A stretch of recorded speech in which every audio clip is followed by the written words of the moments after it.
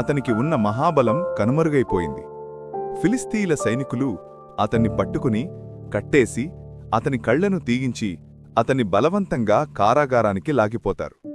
అక్కడ అవమానంతో విచారంతో సంసన్ భారీ రాతిచక్రాన్ని తోసే పనిలో పడేస్తారు.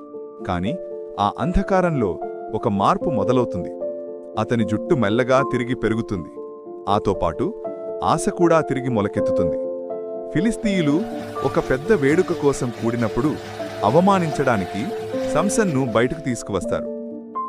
అంధుడైన అలసిపోయిన సంసన్ను దేవాలయ మధ్యలో నిలబెడతారు. అప్పుడు సంసన్ తన ముఖాన్ని ఆకాశం వైపు లేవెత్తి దేవుని ముందు చివరిసారి ప్రార్థిస్తాడు. తనకు మరొకసారి బలమివ్వాలని కోరుకుంటాడు. దేవుడు ఇచ్చిన ఆ కొత్త బలంతో సంసన్ విగ్రహాల మధ్య ఉన్న 2 ప్రధాన స్తంభాలను తోస్తాడు. ఆలయం మొత్తం కూలిపోతుంది. అతని శత్రువుల అధికారం అంతమవుతుంది.